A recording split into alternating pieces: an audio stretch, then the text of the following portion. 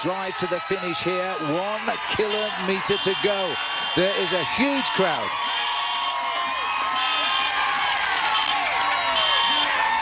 Absolutely fabulous atmosphere here. There's even somebody straight out of jail, look, on the left there to come and see Matthias Frank come up the hill now as they race up towards the summit. This is even a bigger crowd than last year when Levi Leipheimer was coming home in first place. But now it's Matthias Frank, and with it comes the extra yellow jersey. There's the main field also under now 1 kilometer. They're right behind. Well, it's all going to go down to as Matthias Frank can keep that rhythm going. The rider from Colombia, Phil, is climbing back up towards the wheel of the rider from Switzerland. The race referees are all trying to get out of the way very shortly as Matthias Frank looks over his shoulder. He's trying to say to himself what has happened here this afternoon, because they're starting to come back and all back together. They've gone straight past him, and they didn't make it. They've gone completely past him, and right up there now, these are riders who have come through from the back. This is Rincon sitting at the back now, and right up there too is Ivan Rovny of Russia. These are the riders who have come through. Because of his sprinting out on the course today, comes in at 3rd place. This is a good start. This is the best young rider competition now for Aquadrat, and this is Joe Dombrowski of the Bontrager team.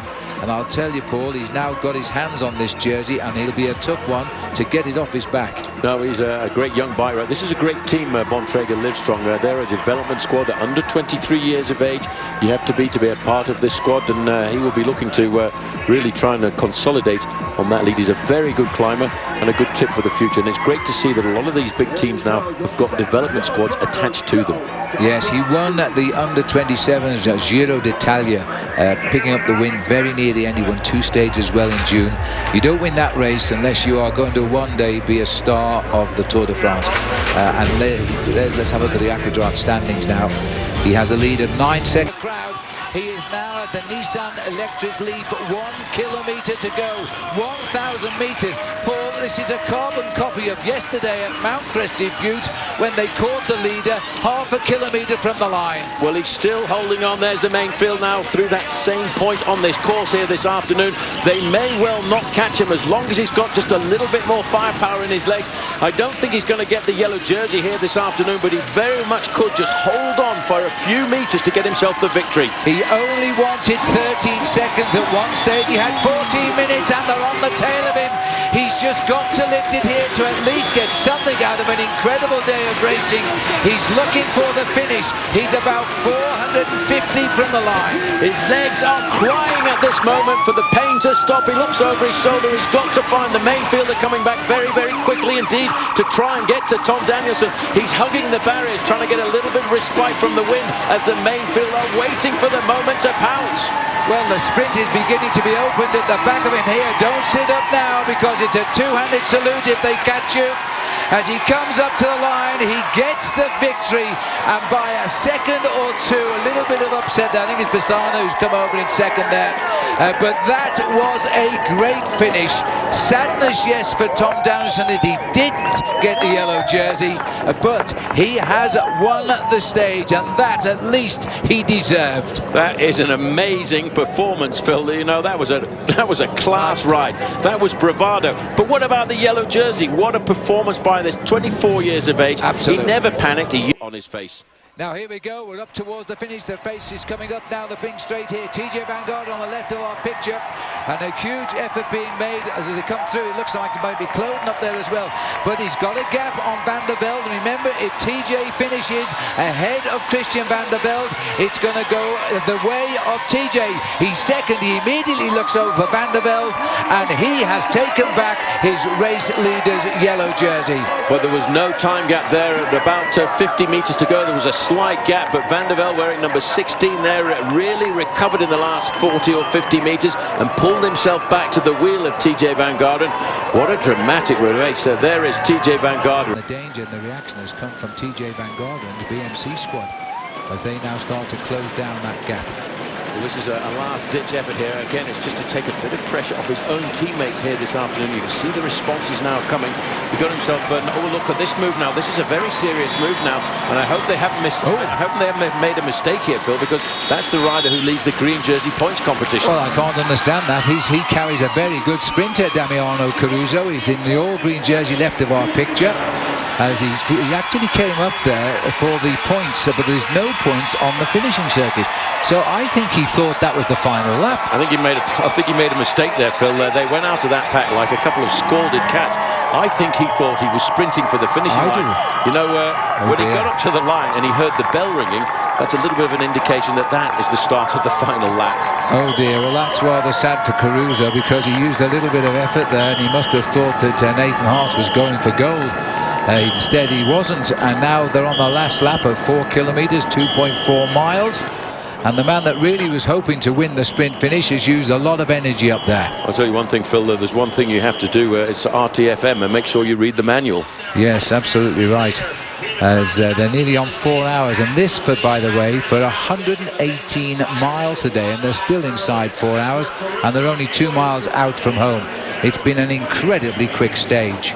I'll tell you one thing, if you're a professional bike rider and you make a mistake like that, it's a little bit embarrassing, and he'll get a bit of ribbing tomorrow when he gets into the main field for making a mistake like that. Well, in fairness, he is Italian, he doesn't speak English, and he may have misinterpreted that, but he should have known 3 times around the city of Colorado Springs, I would have thought. But everybody is now all in this big pack. We're all back in one lump, and the sprinters are going to love this. It's going to make a very, very fast final circuit now as the sprinters try to be manoeuvred into position. Paul, this race has got some brilliant bike riders, some great climbers. It doesn't have many great sprinters, so it's going to be quite an interesting sprint, this. No, definitely. The man who is the top sprinter in the race is the American Tyler Farrar, but there's a lot of guys who will be queuing up to try and get his back wheel. It's the only chance left in this race this week for sprinters to have a bit of glory. One rider that I'm waiting to see how he will come out of the pack is the rider from United Healthcare, Jacob Keogh. He is very fast. He just won a race a week ago in Utah. But also, we've got guys like Taylor Phinney. If he knows this is his chance, he'd like to ride well tomorrow when we go down into his hometown of Boulder. But for him, the sad thing is it finishes at the top of the mountain called Flagstaff. Yes, a lot of riders promising to race up that well. They had to get special permission, which took a couple of months to have the roads closed up there for the arrival of a sporting event. Apparently the council didn't want to set a precedent, but they accepted the size of the USA Pro Challenge, and they relented and allows the race to go up Flagstaff tomorrow. Well, we're looking at the remnants of the riders here as the lights are flashing. These boys are off the back. We're now trying to find the leaders who are still under pressure at the front, although our pictures aren't behaving too much. 2 riders trying to get clear at the moment as they go towards the last half lap of the race. Well, this little move here on the final climb was to try and break the stranglehold of the sprinters, but actually it isn't going anywhere. The main field are under the control of United Healthcare and Garmin Sharp. They're trying to set this up for the sprinters. They've got over that climb for the final time. Very shortly they'll line themselves up and they'll see a banner across the road indicating just 1 kilometre to go. Well, there they are. They are under the Nissan Leaf, 1 kilometre to go. As the riders have gone under the 1 kilometre to go now for the Nissan Electric rider, and the sprinters are all together here now, and it is United Healthcare starting the big lead out here and using their biggest man on the team too, Rory Sutherland, to just see if they can lead out. The number you're looking for, it's a boy in blue and white, will be number 75, Jacob Keogh, but watch out for Tyler Farrar. Well, now it's Carl Menzies, who also was a very, very good sprinter, leading it out for United Healthcare. They've got their young man in same position. He's starting his sprint. They've got a good long line out here. I can't see Tyler Farrar just yet. He's in second position waiting to pounce. Yes, he is, and now the lead out will be for Keogh, and if Keogh can make it, but Farrar's got himself in a good position. Now he's moved to the middle, little bit boxed out of it there. He's going to have to go again on the outside. He doesn't know quite where to turn at the moment as Tyler Farrar races towards the line. Can he get out? And yes, he can, as he comes up the rails this time. Farrar now is streets ahead of the rest. He gets the win, but it was a little bit shaky for the moment. Best of luck and congratulations. Thank you. Yes, well, let's have a look now at the best young rider of the moment. He pulls on the Aquagart blue and white young rider's jersey, Paul. He's only 21 years of age, this kid. Yeah, you know, if you win 2 stages in the Baby Giro, the under-27 Giro d'Italia, you are going to be a star of the future. And you know, last year he actually won a race on the slopes of Mont Blanc, which is a racer in Italy, and he's going to be a great climber for the future. Absolutely. Let's have a look then at the Aquadrat overall standings for the best young rider. He's also up now into 6th place in the actual race, but Joe Dombrowski is the leader. He's got 19 seconds on his teammate Gavin Manion and 42 on EPN Une Cycling Team's Colombian Javier Gomez. The team have lost 4 riders, Bontrager, but the 4 who are left are riding pretty well. And now he is with Bob Rowe. Incredibly fast stage today, Joe Dombrowski. You're the best young rider at the moment. What was today's stage like? It was actually pretty relaxed. We had a little climb from the start, and then we lost elevation throughout the day. So nice day to sit in, take it easy, and just try and stay safe. Flagstaff Mountain is something that the climbing you excel at. What are your thoughts on tomorrow's stage? Yeah, for sure. I'm really looking forward to a little bit longer climb at the finish that we've seen before. And I think it's, really going to shake up based on what we've seen in the previous decisive days. You're very close in the overall standings. If everything goes ideally, do you think you might be able to get the leader's jersey? It's possible tomorrow. But realistically, I think for the overall, I know I'm going to lose time to Levi and TJ in the time trial, but for sure tomorrow I'll go for it. All right, best of luck. Thanks. Well, why not? I up this mountain at 7 o'clock this morning, and they're seeing an Australian in an American team riding up first at the moment in Rory Sutherland. Well, Sutherland's got a good rhythm going here. He sat in that group waiting for the moment to pounce. The Colombian rider has now been pulled back into the main field, as we can start to see Garmin Sharp are now trying to set something up for either Tommy Danielson or Van der Velde.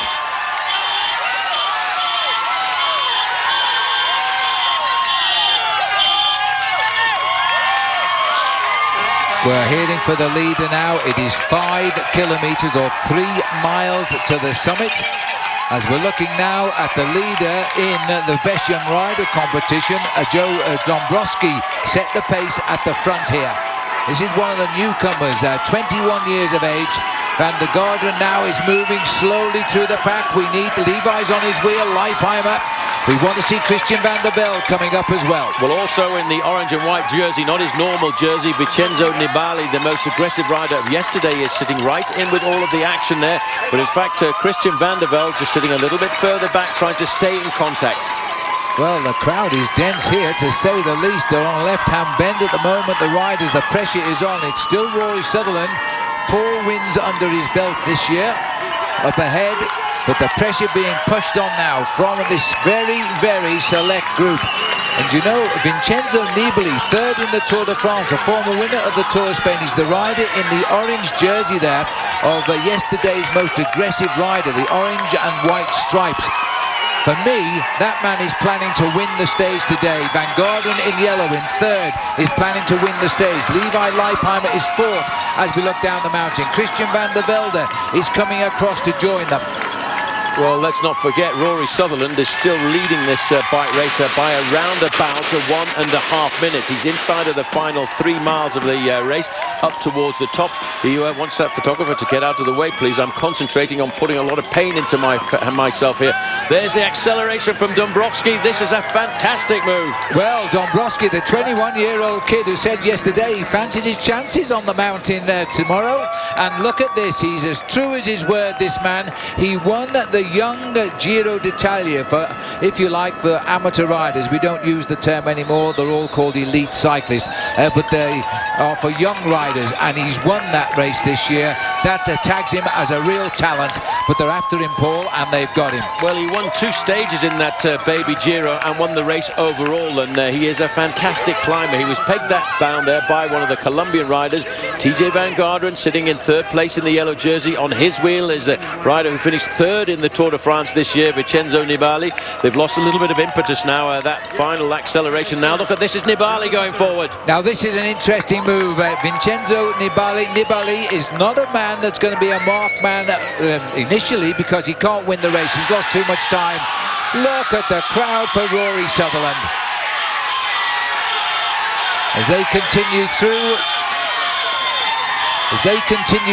Rory Sutherland heading up here now as an American tries to keep pace with him, but not for long, because Sutherland is riding on a wave of noise.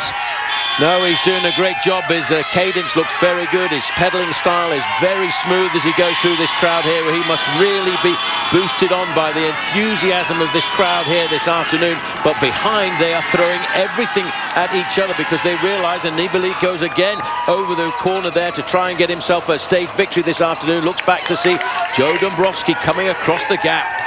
It's a textbook move by Nibali. I think we all called it, you know. This man has spent the week training to try and win the world titles. In the month of September, watch the results of the World Professional Road Race Championship, because this man is taking his training very seriously indeed. Well, if he can take his training and get himself a victory, look at the way he's going round that corner. I must remind you, if you're watching this at home, we are actually going uphill at speeds like this. 3 kilometres to go for the leader, Rory Sutherland, but Vincenzo Nibali must think he's got the Tifosi and the supporters all the way from Italy. Well, these pictures are belying the crowds who watch the Tour de France, or indeed the Giro d'Italia.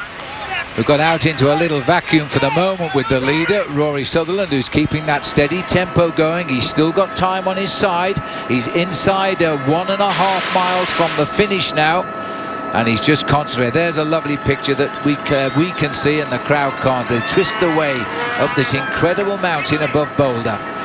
Well, it's a magnificent race so far, as Rory Sutherland is still leading this bike race, holding on to a slight advantage, but he knows that the riders behind him will be hitting this climb very, very hard indeed, and a minute at the start of the climb can get wiped away over the last mile if he starts to crack. But looking at his pedaling style there, Phil, he looks very comfortable.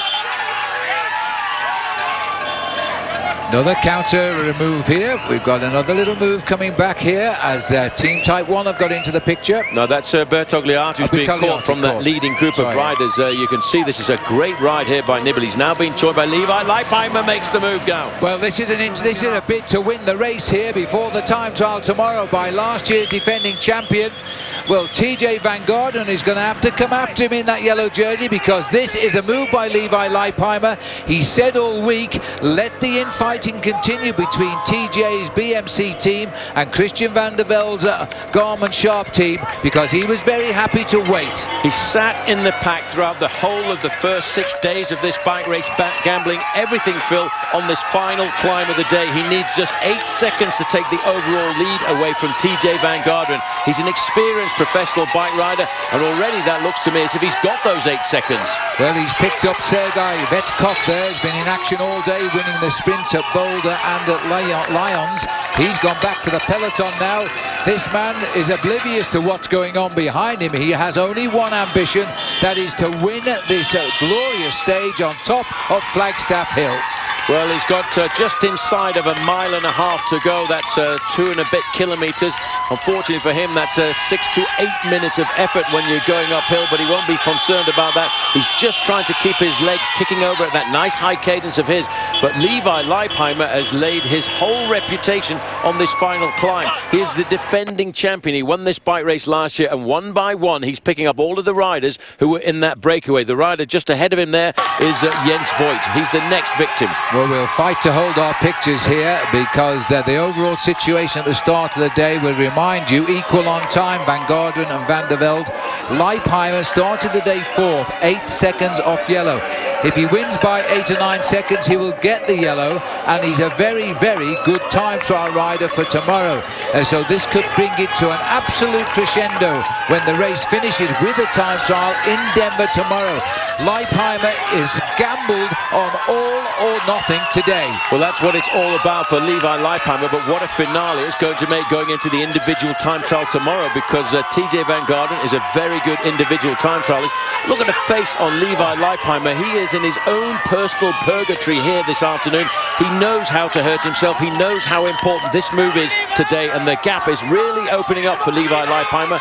I would say it's 10 to 15 seconds. He currently is riding into the overall lead. He most certainly is, and the yellow jersey being trailed by Christian van der Velde, the two inseparable twins down there who go everywhere together, are now put onto the back burner by Levi Leipheimer. Remember, this is a rider who fractured his fibula when he was hit by a car in April. He came back and got fit enough just about to start in the Amgen Tour of California. He's now got his legs here in the USA USA Pro Challenge. There's the leader. He's still ahead, Rory Sutherland, but the race for the yellow is coming up right now. Well, Levi Leipheimer, I make it now, Phil, has got himself about a 20-second advantage over TJ Van Garderen. Van Garderen now starting to get some assistance. Look at that little move there. He's looking underneath his arm there to see if he can see the shadow of anybody else coming forward. He's riding an individual time trial now, and as we look there you can start to see that Joe Dombrowski once again puts the hammer there and coming across the gap, Christian Vande Velde, and in a little bit of difficulty, the yellow jersey just gets himself back onto that group, TJ Van Garderen. And the one man we've seen nothing of, the red jersey of another local here, Tommy Danielson, not in the action here at the moment and already behind in the King of the Mountains after the last climb. He needs to finish in the first 8 riders today to keep his lead. They are under the Nissan lead for 1 kilometre to go now as Rory Sutherland is closing in on a memorable victory for him, but the battle is still with Levi Leipheimer for yellow. Well, Levi Leipheimer is catching another rider. That's Tim Duggan, the American national champion, another survivor of the breakaway. He's not bothered at all about his position on the stage here this afternoon because the man who's the defending champion is thinking about one thing. He's thinking about time. That's the right turn. You can go straight on for a lot further than where they finished today. This is now the right turn, under 1 kilometre for Leipheimer. Literally every second will count. He won this race by 11 seconds last year, and I bet that's about what he's got this time. Well, it's going to go down to a very exciting individual time trial tomorrow. This man, Rory Sutherland, was a long way down in the overall standings at the start of the day, but he's winning one of the most dramatic stages of this year's USA Pro Challenge. He's 500 metres to go to the finish, and I can tell him right now, Rory, once you get around those corners, it does start to flatten out. We've reached the easier gradients as TJ Van Garderen is on the defensive. Well, I'm not sure who is actually in second place on the road at the moment because we've picked off most of the leaders. Dombrowski keeps on applying pressure at the front. This hasn't been a great climb by TJ Van Garderen. He's just trying to limit his losses rather than gain time. He's gambling on a big time trial tomorrow. 200 metres to go. It's time to do the zip up and get ready for the salute. And I think this will go down, even though he's had a illustrious career since 2002. Rory Sutherland, I think, is about to get the biggest win of his career. As he turns into the line, wait for the 2-arm salute here. An Australian at home on Flagstaff Mountain in the United States as he comes home in first.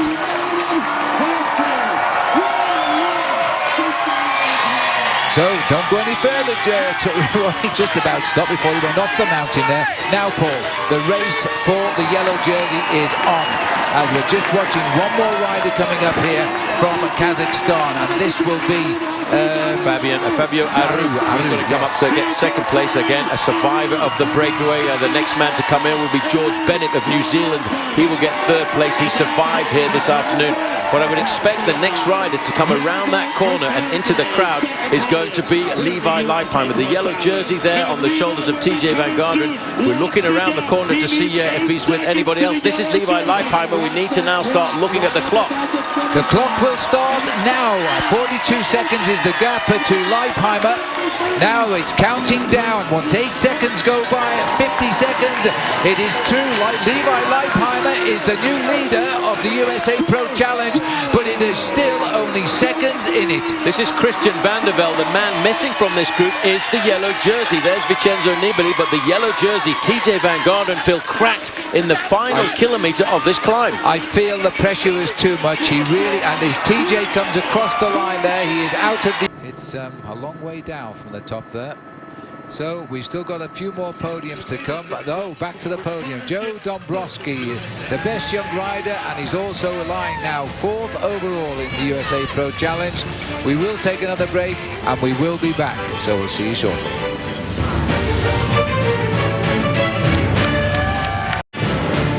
So as we gaze out across the plains of Colorado towards Denver, these are the men who carry the most expensive washing line into the start of the final time trial tomorrow. Joe Dombrowski protecting a 4th place in the Best Young Riders jersey. Chatting there, the winner of the King of the Mountain, sponsored by Nissan. That is Jens Voigt. The new yellow jersey is Levi Leipheimer. The green jersey is Tyler Farrar. And the Matt Premier, the champion of Ireland there, congratulating. Let's have a look then, Paul. There's only one man really has a great chance. Well, a couple of men have a great chance of rivaling the top of the leaderboard, of course, in Taylor Phinney. And there are three Americans, Levi Leipheimer, Christian Vande Velde and TJ Van Garderen, who are the last three riders to start. Yes, and they are now warming up strongly round the back. But take a good look at this man, because I think the United States are going to talk about him for the next 10 years. He's 21 years of age, Joe Dombrowski. He won the amateur or the young riders Giro d'Italia this year. There's big names who've won that, have gone on to be great riders in the sport. He is in 4th place, but you know, he is only 21 seconds off winning this race. He knows it's the biggest moment in his young life. 21, Phil, seconds behind, is 21 years of age. He is a man for the future of US cycling. There he goes, and he's away. Looking resplendent in the best young rider's jersey. I think he's got no worries about keeping that. He's a bit too far ahead of all of his young rivals. It's for the best rider under 23, and he's well inside qualification at 21. No, he certainly is. He's safely around this corner. A lot of riders have had a fair amount of difficulty actually negotiating. The individual time trial is all about speed and riding the Corsa on your own, being concentrated, getting the speeds up to the fastest speed. The average speed, by the way, of Taylor Phinney is almost 53 kilometers an hour. Now, TJ Van Garderen is in the start house. The crowd are watching intensely. We really thought that Van Garderen was going to walk this race, but he lost the lead yesterday. He's now 21 seconds behind the man who will start 2 riders behind him, Levi Leipheimer.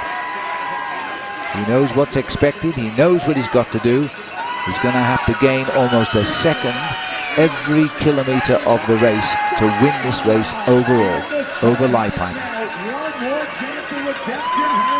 It's his teammate Phinney, by the way, who is in with the best time. And boy, would TJ love that time right now.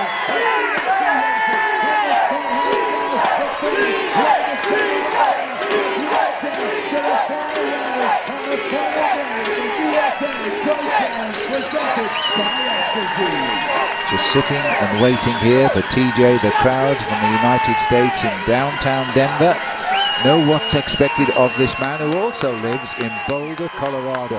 That, Phil, is the face of a man who is concentrated on the mission in hand. He knows what he's got to do, and in fact he's got to earn more than 1 second faster than Levi Leipheimer per kilometer to win. He pushes out of that start house. Look at that face now as he heads towards the first left-hander. Take it easy on the left-hander. Mountain. Well, Dombrowski, another one of those all-rounders. Leipheimer. TJ Van Garderen now still holding that second best time, but we haven't got a time yet for Christian Vande Velde at the split. Levi Leipheimer now are picking him up. He's just under 10 minutes. He's been racing now. These 3 riders all split by 2 minutes out of the start house. I'll guarantee that in a ride of only 9.5 miles, the difference will be only seconds at the finish. But in which favour and who will win? Taylor Phinney, yes, he might well win the stage. He won't win the race, but my goodness me, he's led this stage for an awful long time now. We'll take a break.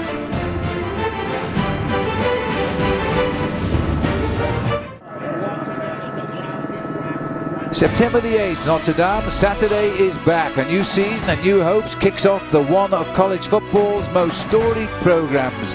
Notre Dame hosts Purdue Saturday, September 8th, only on NBC. Let's get back out on course. Levi Leipheimer has just gone through the first check we have on course, and it's only the 8th best time recorded. And the big surprise is that Vande Velde has gone through very slightly faster than TJ Van Garderen. Well, Paul, we're going to get the first time that's going to set the marker board as Joe Dombrowski comes up now towards the finishing line. This, remember, young man is 4th overall, the time that counts. Will he finish this race overall in 4th? As he heads up, it's not a great time, and we've got to be honest here with Joe Dombrowski. He sprints up towards the line. I think he might find a slip out of 4th place. As he hits the line, Joe finishes with 19.03. with only 52nd for him. But then he's only 21 years of age. But he should win that Young Riders jersey. Now out on course, this is the one that matters, and this is the one that will set the trend on the long trail. And he wobbled again to the yellow jersey. Van Garderen, Paul. Standings, it is now beginning to appear that the white jersey has been won by this young rider here, Joe Dombrowski. Yes, he plunged down the overall, but he's still the best young man. So Sean Hunter, one of the organisers known as the event on the right there, being congratulated by the youngster, Joe Dombrowski, the best young rider. Now, coming up next, except on the West Coast, where it's your local news, tonight starting at